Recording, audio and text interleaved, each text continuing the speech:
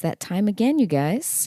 A late night solo podcast because I haven't done one in a minute. If you don't know, these are the podcasts that I do all by my lonesome, usually at around 2 a.m. when I'm just delirious enough to be too introspective. Though if you ask my friends, they'd probably tell you that I say weird, overly thoughtful stuff just as much at 2 p.m., so that's neither here nor there. Either way, it's late, and I'm going to go through some questions that you guys have sent me, and then I'm sure somewhere in the midst of that, I'll end up going off on some sort of tangent, because that's life.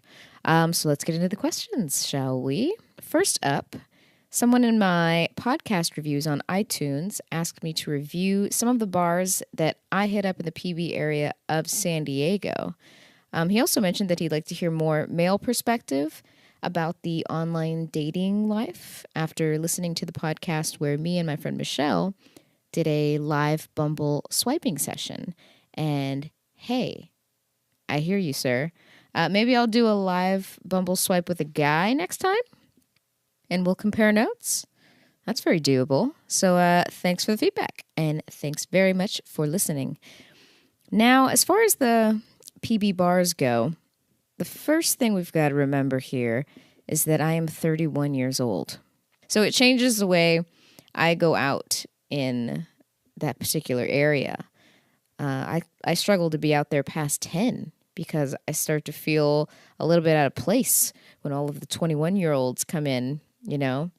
We actually went out to Backyard a while ago, and we're having a great time, enjoying some tacos on a Tuesday and some tequila beverages.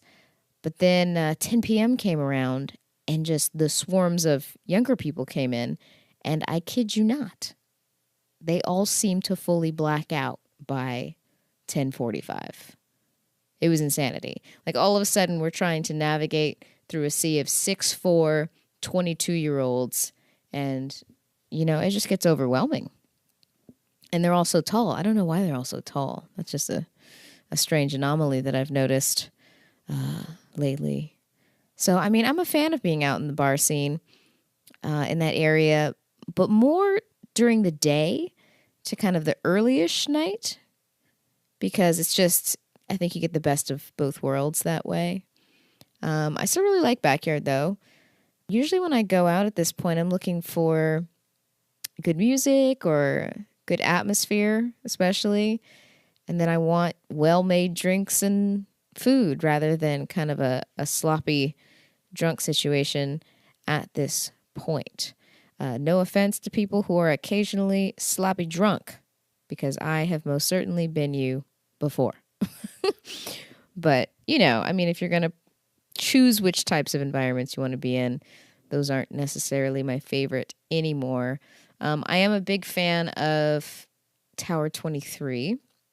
It's got a really great location on the beach, and it's perfect for when you're in more of a lounge mood and you're looking for good food. The Grass Skirt was cool. It's a tiki bar that you should check out if you're kind of in a smaller group and you like really exotic cocktails. The drinks are a little bit pricey, but the bar comes alive literally every once in a while, which is pretty neat. And my drink showed up on fire. And I do also mean that literally. I think it was called the Lava and Ice. I think that's right. Something like that. I don't know how I remember that. That's weird. I've had a lot of memorable nights at Tavern. That's for sure. Firehouse is great. We end up at the Local from time to time. I'm actually pretty excited to see what's up with the two newer bars that are in the area. The one that's under construction next to Backyard that used to be PB Bar and Grill, and the one that's next to Shore Club called Water Bar, which I believe just recently opened. So I'll have to check those out for sure. I'll tell you that two of my favorite places to eat are in PB, and those would be Enoteca Adriano, which is an amazing Italian restaurant on Cass Street, and Costa Brava, which is a Spanish tapas restaurant that's right on Garnett. They're both incredible, and I've never been disappointed with my food or experience ever. I think what makes a place one of my favorite places to go, whether it's, you know, bars or restaurants, it's really just about the consistency. And I always know that whatever I get is going to be amazing. Next up, I got this question on Instagram. With your screenwriting and blog writing experience, have you ever considered writing for video games? And what other facets of media are you interested in? Dude, yes. I've always said that writing for video games would combine two of my loves, and I definitely keep my eyes open for those kinds of opportunities. I mean, like if I were to ever be a part of something that was as well written and designed as The Last of Us, for example, my God, I'd faint.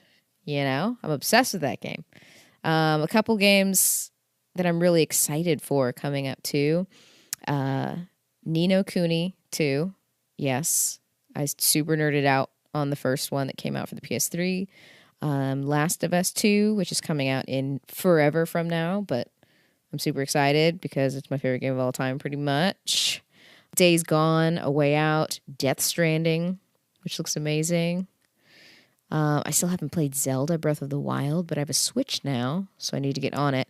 As if that weren't enough, as if all of that weren't enough, besides all the other games I want to play, I just realized that Fallout 4 is available on VR. Like, I just want to wander that post-apocalyptic wasteland, And you hang out with dog meat and, like, do some side quests. It's like there's never going to be enough time or money to keep up with all the amazing games that are being released, but I can't help but slowly try. As far as branching out a bit, I've just recently started up a Twitch channel to add in my love of gaming and to give myself even more of an excuse to play them for hours. So hopefully I get myself on a regular schedule for that coming up in the next couple weeks as my real life schedule normalizes. So you can check that out if you're into it. Courtney Diamond is the channel. Surprise, surprise. As far as creative writing goes, it actually just used to be exclusively what I wrote. I was always writing things that were fiction and creating worlds and stuff like that. So I'm hoping that I can work my way towards exploring that part of myself again this upcoming year. Here's one thing I've noticed. I took a couple weeks off of drinking before Christmas, and my resistance to sitting down and writing just skyrocketed. I was so resistant to it. Right now, a bunch of people are like, oh, you took 2 weeks off? I can do that for months and years. I don't drink anymore, etc., etc. Yes, I could do that too. And if you are fully sober, then that is also beautiful. But I like a nice glass of whiskey or red wine here and there. And I realized that it's kind of part of my creative process at the moment, at least. It's like having that glass of wine. I have a glass of wine and then usually a glass of coffee, a cup of coffee when I'm writing, because it's just enough to keep me alert and yet quiet down the judgment that happens in the back of my mind while I'm just trying to get words on the page, So it's actually just something that seems to help me combat the writer's block, quote unquote. You can't go over 2 glasses, though, for anybody who wants to try that, because then your brain's going to get all fuzzy. Next question. Have you thought about adding video to the podcast? Hey, I sure have. I've been considering the idea of moving into that, even if it just begins with recording these solo ones. If that's something that you would be interested in seeing, feel free to let me know, because I'm kind of on the edge with that one right now. On to the next. What have you learned so far by doing your podcast? I've learned that pretty much everyone is nervous about how their voice sounds at first, or whether they'll have interesting things to say. I've noticed that everyone is judgmental of themselves directly after recording, including myself. I've learned that everyone has something interesting to talk about. And also, I've become more aware of what it takes to navigate a conversation. You're always balancing trying to find the places where you can go deeper into a topic, or whether it's time to just be quiet and listen, or whether it's time to keep it moving forward. I try to always be aware of the other person's comfort level and to think about what I can do to help them relax if they're a little bit nervous, because the key thing to aim for is to be as real and honest as you can, despite being recorded, because I think that's what people want to hear. It's certainly what I like to hear when I'm listening to podcasts. So naturally, you're more aware of your speech and you place a kind of a higher level of expectation on yourself, but it's just a part of it all. And it gets easier. The valuable thing about podcasts is that you get to eavesdrop in on two people, or more in some cases, and get lost in it yourself. You can kind of get an idea of who they are, especially the more you continue to listen to the same ones over and over again as you begin to follow people on other podcasts. And you learn a lot, whether it's like intellectual learning and you're learning about subjects, or if you're just learning about how other people think. Here's a good follow-up question to that. What podcasts do I listen to? Let's see. I listen to the Joe Rogan Experience, the Tim Ferriss Show, Under the Skin with Russell Brand, the Aubrey Marcus podcast, the Duncan Trussell Family Hour, Waking Up with Sam Harris, This Past Weekend with Theo Vaughn. Those are the ones I listen to the most heavily. Oh, and I also listen to mine a lot because I do all the editing for it. So I have to. Next question is, what do you think of the motivational/social influencer people? Is that something you want to do or are trying to do? Okay, so here's the thing. No, I don't think that's really where my head's at. I think my focus is on sharing my experiences and sharing the changes and thought processes that I've tried to implement over the last several years so that, one, I can fully ingrain them in myself, and two, so that maybe someone else hears it and they can relate or look into the same things that I've looked into, because if I'm so excited about it, I really enjoy just sharing with other people what I'm into. But it's like when you think about it, the whole motivation movement is not necessarily based on unique messages, right? Like these messages and philosophies, if you will, are not new. They've been around since the early Stoics, like Marcus Aurelius, to Buddhists and Taoists and the Greeks and Socrates, etc., right? A lot of these ideas are not new, but now they have the opportunity to spread at an even larger scale because so many different people have adopted the core of those messages and are either presenting them in their rawest form or have added some modern tweaks to create updated processes for current society to make those ancient ideas for us now. And the important thing is these ideas need different storytellers, different voices, different humors, because the way one person communicated may not have resonated with you.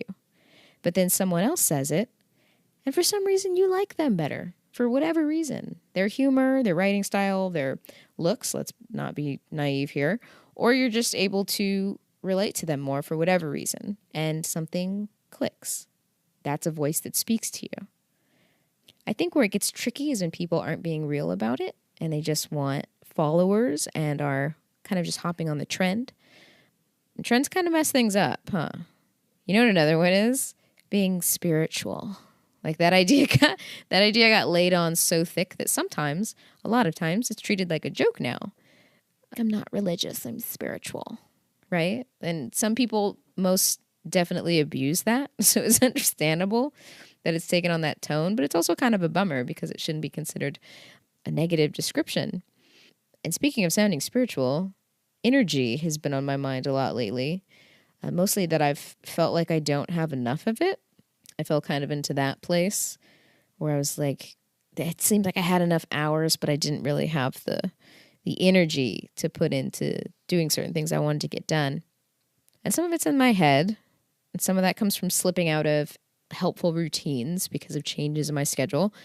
But I was walking up the stairs at work the other week. And I mean, like, walking is a bad word for it. Like, trudging is more accurate. And this coworker of mine, who was always in the best of moods, he's originally from another country, and he just exudes gratitude all day long, like legit real gratitude, okay? And he comes up to me and he says, "What's wrong? You don't look like yourself." And that's completely fair play because I'm sure everything in my movement was screaming, I'm tired, right? And I say, just kind of trying to play it off, oh, just a little worn out. I probably just need some coffee because I've been drinking, you guys, I've been drinking so much coffee lately. It's out of control. Anyway, he says, with all sincerity, no, you don't need coffee. All the energy you need is already inside you right now, all the time. And then he asks me, have you ever been on the phone until the middle of the night with someone that you love, talking for hours, and then you realize that you're not even a little bit tired? And I laughed because we've all been there, right? When we're excited to talk to somebody, and all of a sudden we've got more than enough energy to stay up all night. And you do find this like endless stream of energy, it feels like. So he was just completely right. And I really needed to hear that in that moment. We really just kind of find the energy when we're trying to tap into it. And when we're excited about what we're doing, we're just going to feel a little bit more alive. I really needed that in that moment. And I think that's always really cool when that's something you need to hear really does appear for you. And it's the same concepts that are talked about in like the Untethered Soul. The Untethered Soul describes us as being in two states. Like we're either open or we're closed. And to stay open, we simply decide that nothing is worth closing over. And that decision gives us access to a never-ending stream of energy. It's like some serious stuff, right? So anyway, it's stuff I'm reading about, but it's nice to see it when you're like autopiloting through your day when you get that message. So that was really cool. I love that. I don't even know what the question was, you guys. I just went off. See, I told you I was going to do it. I told you I was going to tangent at some point here. So anyway, that was just a cool encounter this week. That reminded me that I have more energy than I think, and you probably do too. So how about that? Somebody said, what music do I listen to? I'm all over the place. Pop, hip-hop, electronic, jazz, for sure. I'm a big fan of Seal, Daft Punk. But more specifically, how about this? I'll tell you a couple songs that I'm obsessed with right now. So I'm one of those people that gets obsessed with 3 or 4 songs at a time and then listens to them on repeat until they're permanently ingrained in my being, right? And my neighbors probably think I'm insane, but I can't help myself. So the first song I've been listening to on loop is Feel It Still by Portugal the Man, but it's the Lido remix. I also listened to the original, so that should count as 2, but I'm calling it 1. They're both amazing. Second, I'm listening to Machine Gun Kelly's song The Breakup. It's just so, I don't know, it feels so real. And have I been through a breakup recently? Not even slightly. But damn, if that song doesn't just resonate with me for some reason. So next up, somebody said, can you suggest some stuff to watch on Netflix? Yes, I can. Black Mirror season 4 just came out, and I've already binged it. Like, oh my God. That's one of my favorite shows. It's one of my favorite shows on there. It's so amazing. Episode 4 spoke to me on so many levels. I was speechless after it was over. I loved the first episode of the season 2. Honestly, all of them have their amazing points in this new season. Some of my favorite other episodes of it are the San Junipero episode, the one where people are starting to get ratings on social media, and you have a rating that everybody can see all day long. And now that's actually happening in real life in like China or something. Is that the right thing? It's getting late. Is that the right country? Probably. But anyway, that's becoming a real thing.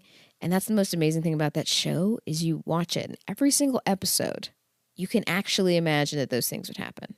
You've got to give it a shot if you haven't watched it. I'm so intrigued with anything to do with the future and what kind of mess we are going to get ourselves into. And that's exactly what you'll think every time you watch one of those episodes. So Black Mirror is something you should watch on Netflix for sure. Also, I would highly suggest, if you're into documentaries, Reggie Yates' Outside Man. It's a series that highlights kind of all kinds of current social issues, and he goes in and talks to people on all sides of the issue to get an idea of what's really happening on the ground level. He takes it all over the world. He's in like Russia and South Africa, Australia, the UK, US, probably more. It's really great. and it's well worth watching next time you're looking for something new to check out. So, I don't know, last subject here, you guys. It's almost a new year, or maybe it's after the new year as you're listening. If so, Happy New Year. I've come to realize that I like to reflect more than I like to resolve when it comes to this time of year. I like to reflect on what I've accomplished and how I've changed, and what I like about what I did during the year and what I'd like to minimize going forward. I went back and I read what I wrote last year on this day, and really my immediate reaction was, wow, I still feel exactly the same way. And that's a good thing, because it means that the more positive mindset that I've been trying to create for myself has a firmer hold on me. And I just want to keep it up and probably step it up too, push myself to create more, to get more traveling under my belt, all that good stuff. So just to continue, I'm pretty reasonable at jotting things down all year, which is what we should all do. We don't need January 1st to create that feeling of change in ourselves. It's just a useful time, I think, to stop and check in. So yeah, I think that'll do it for this one, you guys. If you want to read that post that I wrote from last year, that's pinned to the top of my website right now, so you guys can go check that out. But as a reminder, the podcast is brought to you by Audible. If you'd like to support me in my podcast endeavors, you can get yourself a free book of your choice and a free 30-day trial at audibletrial.com/Courtney Diamond, or share that with somebody else who needs a book. I would certainly appreciate it. Otherwise, if you guys want to get in touch with me, you can always find me on the socials at Courtney Diamond. CourtneyDiamond.com is the site. And contactcourtneydiamond@gmail.com is the email. Thanks for listening, you guys, and I will talk to you next time. Happy New Year.